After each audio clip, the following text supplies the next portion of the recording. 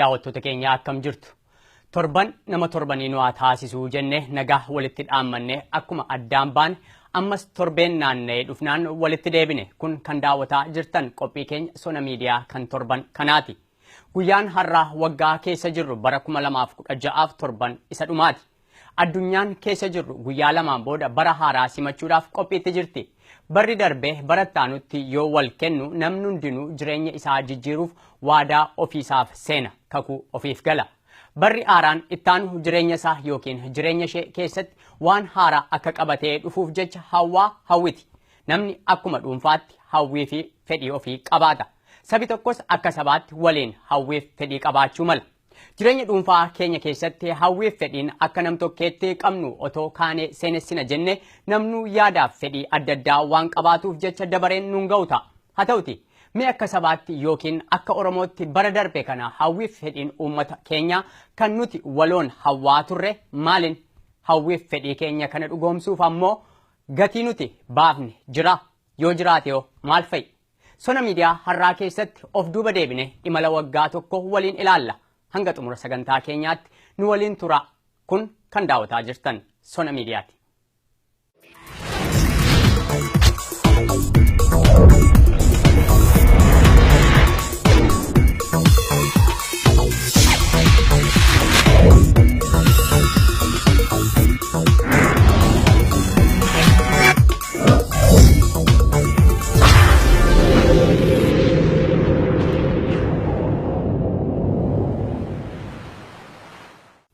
Master Plaanii qindaawaa Finfinnee fi magaalota addaa Oromiyaa naannawaa Finfinnee kan jedhu karoorri mootummaan wayyaanee miidiyaan qabatee gadi ba'ee waggaa 10 guutuu kan harka lafa jalaan kaampaanota biyya Faransaayitiin irratti hojjetamaa ba'e ta'us kan inni gara uummataatti as dhufee madda mormii ta'e garuu jalqaba bara 2014 keessa ture.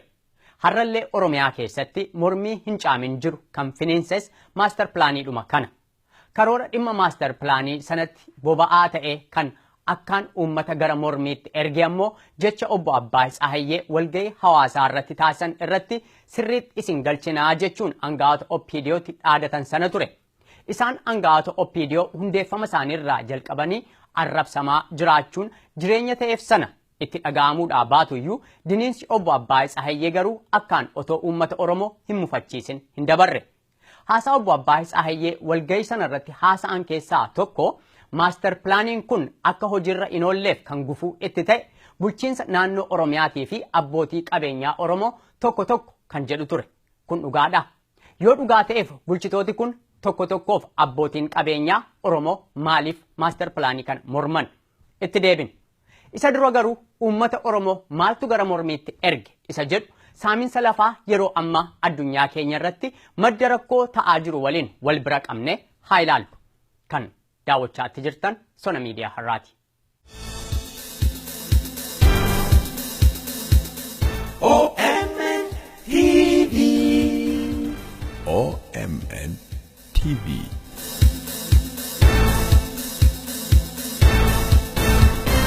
OMN TV. Biyyoota guddataa jiran keessumaa ammoo biyyoota qilleensi isaanii mijataa ta'aniif albuuda beekamaa akka boba'aa of keessaa hin qabne keessatti lafa jechuun qabeenya isa olaanaadha. Har'a biyyooti gurguddatan lafa isaanii dhimmoota adda addaatti itti dhimma ba'aa qonnaaf garuu gara biyyoota biroo dhaquudhaan bifa liiziitiin lafa fudhatanii irratti oomishuun uummata isaanii sooraa jiru. Har'a akka Itoophiyaatti qofa osoo hin taane akkuma Afrikaattu dubbiin saamicha lafaa dhimma jabduu ta'aa dhufeera. Yeroo dhiyoon as kaampaanotiif investerooti biyyoota dhihaa gurguddaan gara biyyoota Afrikaa hiyyeeyyii ta'anitti deemuudhaan lafa bifa liiziitiin hirmaachuun kan aadeffatamee fi madda wal dhabdee jabduu ta'aa dhufaattis jira. Hayyootii fi falmitooti mirga dhala namaa hedduun dhimma kana ilaalchisee saamichi lafaa biyyoota Afrikaa hiyyeeyyii ta'an keessatti cabaminsa mirga dhala namaatiif qaawwa guddaa saaqaatti jiraa jedhu.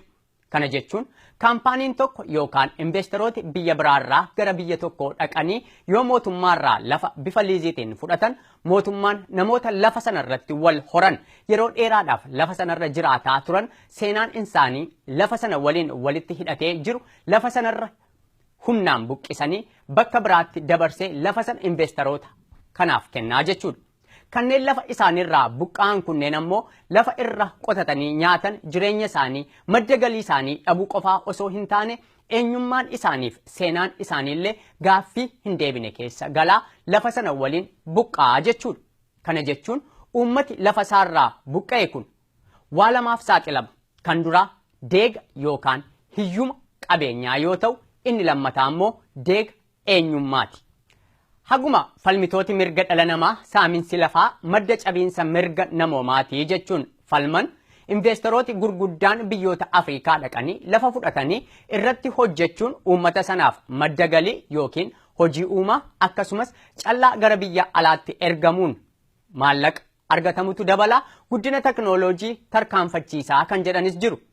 Haa ta'uti miidiyaalee addunyaa gurguddoo dabalate dhaabbati saaminsa lafaan kan wal qabateen piroojeektii adda addaa hojjetan qorannoo geggeessan saamichi lafaa gara fuula duraatti madda wal dhabdee ta'uu caalaayyuu uummata laftirraa fudhatamu sana rakkoo guddaaf akka saaxiluuf jiru irra deddeebi'anii akeekkachiisaa ba'anii akeekkachiisaas jiru.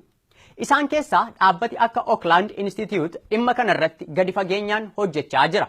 Oakland Institute keessumaa saaminsa lafaa Itoophiyaa keessatti geggeeffamaa jiruun kan wal qabate yeroo adda addaatti gabaasaa fi qorannoo gurguddaa gadi fagoo dhiyeessaniiru.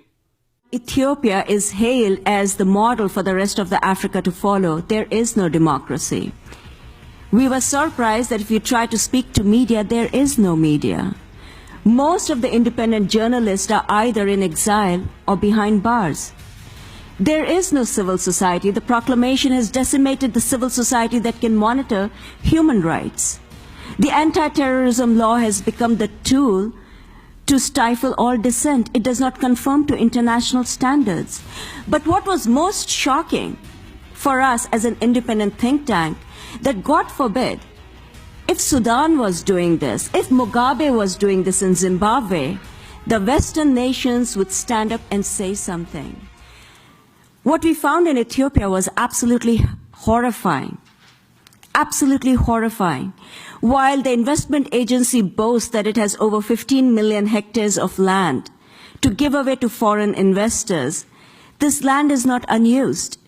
What we found is that people are being forcibly displaced, that there is no free prior informed consent. We found communities are being tortured, raped, intimidated as they're being forced from their forests, their farms, their rivers, and being pushed into areas where there's nothing in the name of villagization. We found that when the Suris in Lower Omo refused to move, the government will pay another ethnic group to have violent clashes, and Suris were massacred. Just like the Anuaks were massacred in 2003. Just this past month, as the Anuaks have been massacred, and the government says it's the Nuers. You know, these are just ethnic tribes. They know no better. They fight with each other. But the hidden hand of the Ethiopian government, the minority which controls it, which wants to take away the resources of the poorest people, so it can talk about the double-digit growth. So it can sell the idea to the United States, to United Kingdom, to the World Bank that it is Africa's lion, that its aspirations to be Asian tiger, the African lion, is okay. Its development scheme, which is based on violation of human rights, it's okay. That human rights will come when the country is finally a middle-income country. But unfortunately, it'll be way too late. Just in Lower Omo, 1.5 million people are being forcibly displaced. So their lands can be given away so you can have cotton and sugarcane plantations, plantations that won't feed the people of Ethiopia. This is for exports. This is for the rich in the country to get richer, the domestic investors and the foreign investors. But I don't need to tell you that you're faced with a situation where you lose so much land that nearly 2 to 3 million Oromos will be impacted. But this is the development strategy of this government, which helps it maintain its power, political power. Economic dispossession is very closely linked to absolute control over political power. Bara 2011 keessa gabaasaa baankiin addunyaa miidiyaaleef ibsa irratti bara 2008 fi bara 2009 gidduu waliigalteen biyyoota lafa liiziin gurguratanii fi investoroota liiziin lafa bitan jidduutti mallatteeffame gara hektaara miliyoona 60tti siqa. Kana jechuun akka biyyaatti yoo walitti bunnee ilaalle lafti waggaa tokko keessatti liiziin gurgurame amma biyya Ukraine ga'aa jechuudha. Kana keessaa lafti liiziin investorootaaf laatame 2/3 biyyoota Afrikaa keessa. Kanneen gara biyyoota Afrikaa dhaquudhaan lafa qonnaa bal'aa liiziin fudhachuu irratti bobba'anii jiran yeroo ammaa kana irra jireessi isaanii abbootii qabeenyaa biyyoota giddugaleessa bahaa yoo ta'an mootummooti Eeshiyaa fi akkasumas kaampaanoti dhuunfaa biyyoota dhihaa darbee hirmaannaan isaanii ni mul'ata. Barbaachisummaan lafaa wal qabatee yeroo ammaa biyyoota hedduu keessatti hanqinni lafaa waan mudachaa deemuuf qonnaan madda galii guddaa ta'aa deemaatti jira. Mootummooti hedduunis uummati isaanii hanqina lafaa kanaan akka beelaan hin hubamnee fi biyyoota biroorraa lafa liiziin fudhatanii qonnaa qotuun rakkoo hanqina midhaaniirra ooluuf yoo tattaafatan ni mul'atu. Biyyoota Afrikaa keessatti yeroo dheeraaf qonnaan investimentii jiran keessaa kan moggaatti dagatamee turedha. Baroota asaanoo kana garuu hanqina midhaanii gara fuula duraatti addunyaa mudachuu mala jedhamee sodaatamuu fi biyyoota kana keessatti hanqina lafaa mul'achaa deemuun barbaachisummaan qonnaa akkaan akka dabalaa deemu shoora guddaa qabaatee jira. Gabaasaaleen dhimmoota kanarratti ba'an akka mul'isanitti investorooti yookaan kaampaanoti hedduun lafa fudhatanii qonnaa irratti geggeessan hundi hin milkaa'an. Gari lafti isaan fudhatan sun gabbataa ta'uu hanqachuurraan kan ka'e, gari ammoo rakkoo maallaqaarraa, garis fedhii fi hawwii isaan biizinasii kanarraa qaban dandeettii isaaniirra darbuurraan kan ka'e karoora isaan qaban qisaasee otoo itti hin milkaa'in hafuu jedha. Sanarraan kan ka'es lafti baay'ee bal'aan Afrikaa keessatti kan ummati irra jiraataa ture suni humnaan irraa buqqee abbootii qabeenyaa kanatti gurgurame moggaatti dagatame yookaan qonnaaf osoo hin taane yookaan ammoo uummata sanaaf jireenya osoo hin taane gidduutti akkasumaan hafee jira. Akkuma jalqabarratti jenne Afrikaa keessatti lafti yeroo ammaa daldala guddaa ta'eera. Biyyooti Afrikaa hedduun dur biyyoota dhiyaa gargaarsa gaafachaa turanii sana dhiisanii yeroo ammaa kana akka investorooti isaanii dhaqanii lafarraa bitan ofitti hawwachuu jalqabanii jiru. Fakkeenyaaf Itoophiyaa. Afrikaa keessatti lafti liiziin investoroota kaampaanotaa fi mootummaa biyya alaatti gurguramuun kan ammoo barbaachisummaa Afrikaa akkaan dabaluurraan kan ka'e biyyooti qabeenyaan guddatan Afrikaa irratti ija dalgaan wal ilaaluu jalqabanii jiru. Kun ammoo abbootii hirree Afrikaatti hamilee guddaa horeera. Gabaasaaleen akka mul'isanitti lafti Afrikaa investorootaaf laatame 84% akka yaadametti bu'aa hin buufne. Kanaan wal qabatees hawaasi hedduun guddina mootummaan dhaadaturraa bu'aa otoo hin argatin moggaatti dagatame lafa isaarraa buqqa'ee kadhaaf saaxilamee jira. Hedduun baadiyyaarraa buqqa'anii gara magaalaatti seenuun jireenya karaa duraa jiraatu. Haguma uummati kun itti heddummaataa deemu jireenyi magaalaa immoo jabaataa deema. Kiraan manaa nyaataaf dhugaatiin akkanumaan qaalii ta'aa deema. Lafti biyyi tokko qabdu otoo seeraan qabame lammileef seeraan kan hiramu ta'e rakkoon hanqinaa midhaaniis ta'e lakkoon lafaa mana jireenyaas hin mudatu ture. Haa ta'uti har'a bakka lafti gabbataa ta'e qonnaan bu'aa qabu keessatti illee hiyyuma hanqisuu keessatti ga'ee kun qabaatu baay'ee xiqqoodha. Maaliif jennaan investorooti kun midhaan oomishan sana gara biyyoota biraatti waan geessaniif uummata sana hin fayyadu. Akkasumas jiraattotaaf hojii baay'ee hin uumu. Yoo hojii uumes kaffaltiin isaanii baay'ee xiqqoodha. Isaan kun dilaalarraa bilisa waan ta'aniifis galiin uummataa investimentii kanarraa argamus baay'ee gadi bu'aadha. Dhimma lafaan wal qabate madaalliin seeraa kaampaanota biyya alaa mootummaa fi akkasumas isaan lafa sana jiraataa turan jidduu jirus baay'ee walgata. Waliigalteen lafaa yeroo hundayyuu iftoomina kan hin qabnee fi mirga namootaa lafti kun kan kooti jedhanii yeroo dheeraaf irra jiraataa turanii kan dhiibudha. Qonnaan bultooti lafa koo jedhanii bara jireenya isaanii guutuu irra jiraatan halkan tokko keessatti investara biyya alaatii dhaqeen mirga tokko malee lafa isaaniirraa dhiibamanii buqqa'u. Isaan horsiisanii jiraatan qe'ee isaanii dhiisanii lafa gogaatti godaanu. Lafti isaaniirraa fudhatamee yookaan irra qotamee galiin isaanii jireenya aangaa'ota mootummaa ho'isaa kanaacha ammoo lafti sun otoo irra hin qotamin moggaatti dagatame akkasumaan hafa. Har'a kan mana hidhaa keessa jiran miseensi hooggansa olaanaa KFO yeroo tokko walfalmii qaamota mootummaa waliin taasisanii turan irratti akkana jedhani. Lafti kan namooti hangi tokko ittiin fira horatan kennaa waliif kennan kan namooti hangi tokko ammoo qabeenya hammaaramee hin dhufnee fi eessa akka fidaniyyuu otoo hin beekne kan ittiin horatan kan namooti akka furguggee ammayyaa samii ittiin ol darbataman maagneettii ta'ee jiraa jedhani. Erga kana jennee gara ijoo dubbii keenyaatti haa deebinu. Cabiinsi mirga dhala namaa, hojii dhabdummaan, hanqinni bulchiinsa gaarii fi abbaan hirrummaa walitti edaame madda mormii uummataa haa ta'u malee akkuma baroota 1960mootaaf 1970moota keessaa lafti madda mormii barattoota Itoophiyaa ture sana mormii bara kana otoo walirraa hin citin Oromiyaa keessatti akkuma waliigalaattuu Itoophiyaa keessatti geggeeffamaa ba'eefis kan madda guddaa ta'e dhimmuma lafaa kanadha. Biyyoota Afrikaa saamichi lafaa keessatti babal'atan keessaa Itoophiyaan tarree duraa irratti argamti.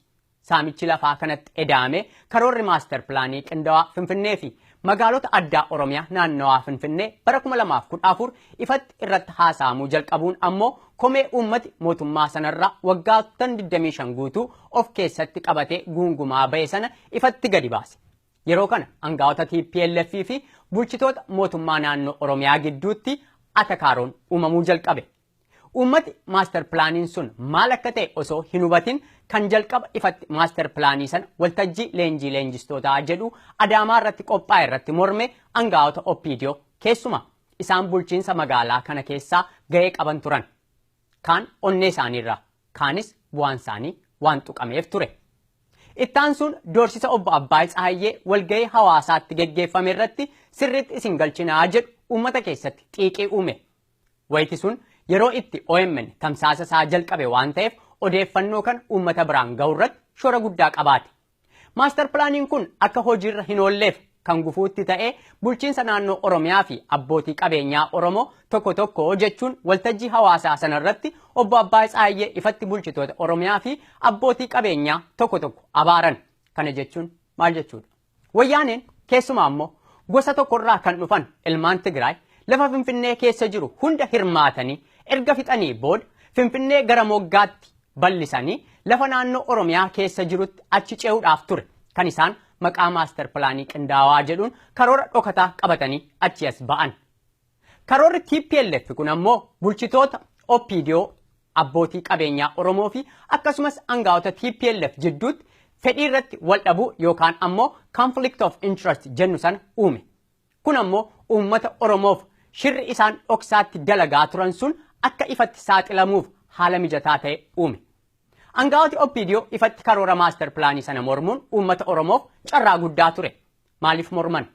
Dhugumaan adooddii uummata Oromoof qaban irraa kan ka'e moo icciita addaatu keessa jira isa jedhu yoo ilaalle haguma aangaa'oti TPLF lafa Oromoo saaman lafa naannoo Finfinnee godina addaa jedhamuun daangeffame kan akka Sabbataa, Buraayyuu, Laga Xaafoo, Laga Dhaadhii, Sandaafaa jiran keessatti qotee bulaa Oromoo irraa gatii baay'ee gadi cabaa ta'een lafa bituudhaan kaartaa lafa tokko irra deddeebi'anii namoota garaa garaatti gurguruun daldala lafaa keessa seenuudhaan kanneen qabeenyaan akka malee durooman daldaltoonni Oromoo fi bulchitoonni magaalaa kanaa maaster pilaaniin kun dhugoomnaan icciiti isaanii ifatti waan saaxilamuuf bu'aa irratti wal dhabuu ture kan akka karoorri sun saaxilamu taasifame. Hattuun gaafa hattu otoo hin taane gaafa hirmaattu wal loltii akkuma jedhamu. Obbo Abbaay Tsaayyees kan isaan maaster pilaaniin kun akka hojiirra hin oolleef kan gufuutti ta'e bulchiinsa naannoo Oromiyaa fi abbootii qabeenyaa Oromoo tokko jedhaniif kanaaf ture. Isa ilkaan hin qabneef rabbitu alanfataa akkuma jedhamu. Wal dhabdee isaanii gidduutti shirri uummata Oromoo irratti waggaa 10 guutuu xaxamaa ba'e yeroo duraatiif miidiyaa biyyoolessaa irratti gadi ba'e. Kana hordofuunis maaster pilaaniin sun akka hojiirra hin oolleef mormiin itti fufe. Mormiin maaster pilaanii jalqaba bara 2014 lubbuu Oromoota 70 olii galaafateen booda kan dagatame fakkaatus bara 2015 keessa garuu labsii sanarra lafa Oromoo qofa osoo hin taane eenyummaa Oromoollee qisaasama hamaa keessa gatu gadi ba'e. Sanatti dabalame immoo mootummaan harka 100 barcuma paarlaamaa mo'adhee jechuun isaa walitti edaame mormii uummata yeroo duraatiif sadaasa bara 2015 magaalaa xiqqeetti Gincii keessatti dhalate sanaaf boba'aa cimaa ta'e. Paartiin Koongiresii Federaalistii Oromoo mootummaan waa'ee labsii sanaa ilaalchisee akka uummata Oromoo waliin gadi bu'ee mari'atuuf dhiibbaa gurguddaa taasisus boodayyuu hoogganooti paartichaa ijoo ta'an gara mana hidhaatti darbataman. Bara 2016 mormiin uummataa hundee jabeeffatee magaalota Oromiyaa hunda waliin ga'e. Yuunivarsiitiileen Oromiyaa keessa jiran manneen barnootaa sadarkaa 1ffaaf 2ffaa osoo hin hafne mormii kana xumura fincila gabrummaa gochuuf onnatanii itti fufan. Akkuma namnu yeroo barri haaraan seenuu jijjiiramaaf onnatu qeerroon Oromoos bara 2016 bara gabrummaan Oromoo itti raawwate ifa bilisummaa argan taasisuuf kaabaaf kibbaa baaf dhihaan sagalee tokkoon wal waamanii buraayyuun kan keenyaa sabbataan kan keenyaa Oromiyaanis keenyaa jechuun falmii abbaa biyyummaa cimsanii itti fufan.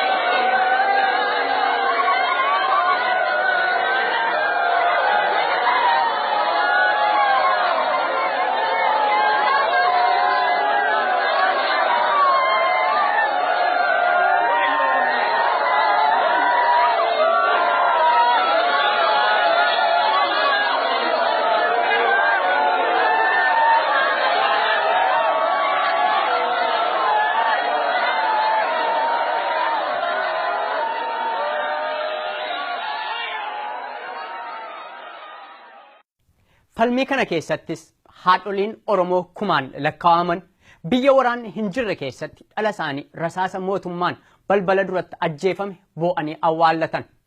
Mootummaan abbaa hirree angaa'ota bulchiinsa darbanii goolii diimaan himatee mana murtiitti dhiyeesse deebi'ee ofiisaatii gocha goolii diimaa ittiin mootummaa dargii himataa ture sana uummata Oromoo irratti raawwate.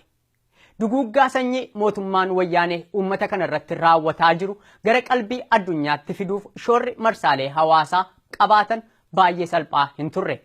Haa ta'uti waamicha hiriira guddicha baatii hagayyaa keessa guutummaa Oromiyaa keessatti labsameen wal qabatee guyyaa tokkichatti Oromooti 100 ol ajjeefamuun ammoo hawaasi addunyaa akka gaaffii uummata Oromoo kanaaf qalbii isaa gara Itoophiyaatti deebisan taasise. Kana hordofuunis gamtaan Awurooppaa yeroo duraatiif ifatti murtoo jajjabaa kan of keessaa qabu akeekkachiisa jabaa mootummaa sanaaf dabarse. Kunotoo kanaan jiru hagayya 21 bara 2016 biyya Biraazil magaalaa Riyoo Olompikii Riyoo irratti seenaan hojjetame. Atleetiin Oromoo beekamaan Fayyisaa Leellisaa fiigicha maaraatoonii sadarkaa lammaffaa bahe irratti sarara xumuraarra yeroo ga'u harkasaa wal jala qaxxaamursuudhaan sagalee uummati Oromoo biyya keessaa dhageessisaa jiru san addunyaatti qabatee as ba'e. Kun ammoo battala miidiyaaleen addunyaa mootummooti biyya lafaa qalbiif iji isaanii akka gara uummata Oromootti deeffatan taasise. Duula yeroo dheeraaf irratti hojjetame caalaa mallattoo fayyisaan riyoo irratti agarsiise sun dhageettii addunyaa guddaa horate. Torban tokko gidduutti yoo xiqqaate miidiyaaleen addunyaa 250 ol ta'an dhimma Oromoo kanarratti gabaasaa gurguddaadha jedhamu qabatanii gabba'an. Hawaasi addunyaas balaaleffannaasaa mootummaa sanaaf qabu ifatti mul'isuu jalqabe. Uummatis biyya keessaa otoo addaan hin kutin mormii isaanii itti fufan. Isa du'u awwaallachaa, isa rukutame immoo waldhaannachaa falmii abbaa biyyummaa finiinsani. Kun otoo kanaan jiru onkololeessa 2 bara 2016 guyyaa tokkichatti lubbuun dhala Oromoo 600 ol jireenyaa gara du'aatti dabarte. Dukkanni darbee ifti birraa yoo seenu jiidha qabatanii uffata aadaan kuulamanii bareedanii miidhaganii ayyaana abaabiliif akaakilii isaaniirraa dhaalan kabajachuudhaaf irreeffannaaf kanneen hora arsadiitti imalan kaan haaraan ukkaanfamanii kaanis boollatti nammanii shira mootummaa wayyaanee isaanii xaxeen jireenyaa gara du'aatti darban. Kun kan ta'e baruma kana.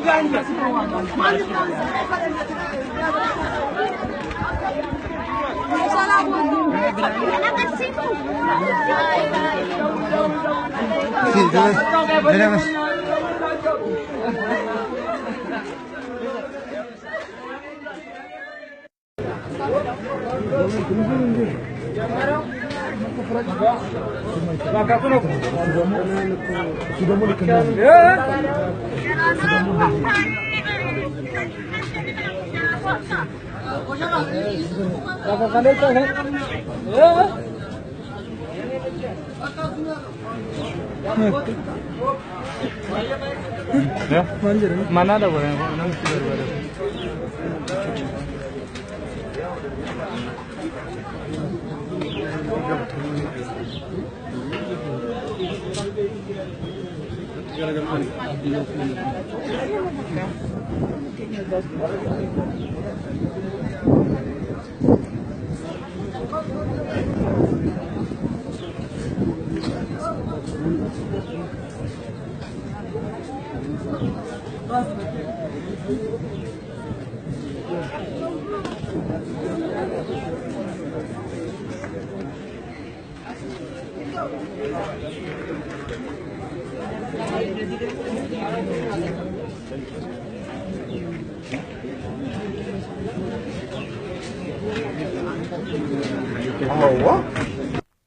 Kun xiiqiif haloo guddaa qeerroo Oromoo keessatti uume. Halkan sun dhiyee hin bariin. Mormiin karaa nagaan eegal halkan sana bifa jijjiirratee bule. Hirmaannaa lafaatiif kanneen gara Oromiyaatti bobba'an abbootiin qabeenyaa investeerootii hedduun guyyoota qubaan lakkaa'aman gidduutti qabeenyi isaanii barbadaa'e. Mootummooti biyyoota dhihaas lammiilee isaaniif akeekkachiisa imalaa dabarsuu jalqabani. Fincila uummataa kana dhaabuuf mootummaa wayyaanee onkololeessa 8 bara 2016 labsii yeroo muddamaa labsatte. Labsiin sun ammoo gam tokkoon yoo deebi'e isaanumaanuu miidhu, gam biraan ammoo miidhaa uummata Oromoo raga'aa ture sana seera qabeessa fakkeesse. Har'a aguuggii labsii sanaa jalatti kumaatamni mana hidhaa keessatti dararaa gurguddaa argaa jiru. Garii qeerraa baqatanii daggalatti dheessanii jiru. Garii immoo achi buuteen isaanii hin baramne, gariis ni ajjeefaman. Kun ammoo investeerooti hirmaannaa lafaatiif gara Itoophiyaatti deeman hedduun akka baqatanii biyyattii keessaa ba'an taasisuu qofaa osoo hin taane mootummooti addunyaallee akka mootummaa wayyaaneerraa abdii kutaniif harka isaanii fuudhan taasisaatti jira. Baroota 1960mootaa fi 70moota keessa hidda dhalata Solomoon waaqatu muudee jedhame kan itti waaqeffatamaa jiraateef walakkaa jaarraa guutuu kan Itoophiyaa bulchaa ture sirni mooticha Haayile Sillaasee kan raasee kuffise mormii barattootaa ture. Haa ta'uti mormiin sun bifa qindaa'ee fi ititeen hooggansa jabaa of keessaa baasee kufaatii mootichaan booda imaammata biyyattiin ittiin bultu maal fakkaachuu mala isa jedhu irratti qophii waan hin turreef jecha kan aangoo qabate humna waraana biyyattii jechuunis mootummaa dargii kan boodayyuu uummata biyyattii kumaatamaan haxaa'ee lafarraa fixe sana ture.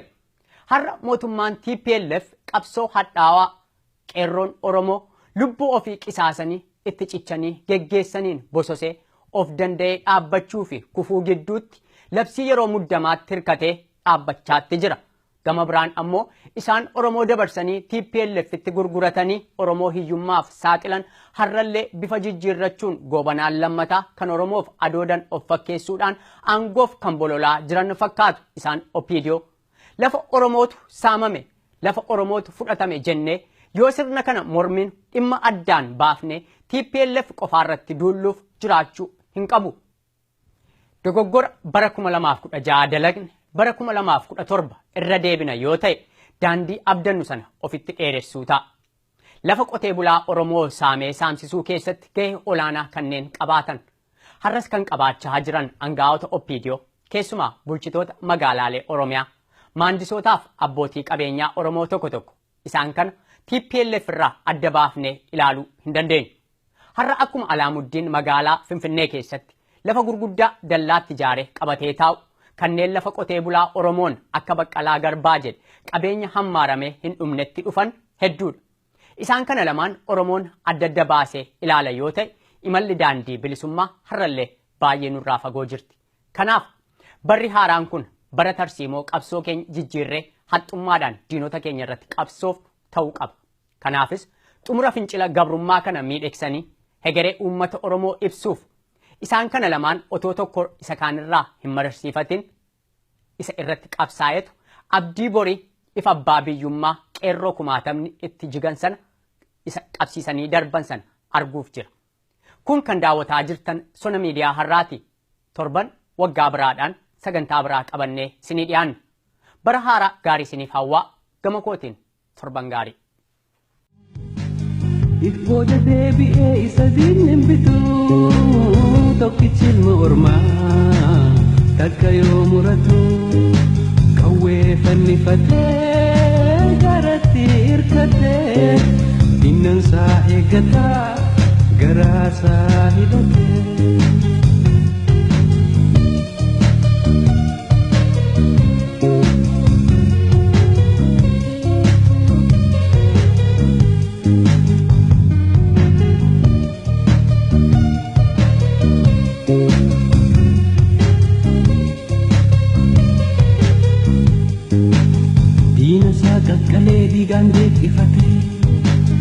Foddaa bilisummaa kunootti dhihaate tokkichi ilma ormaa kunoo tattaafate.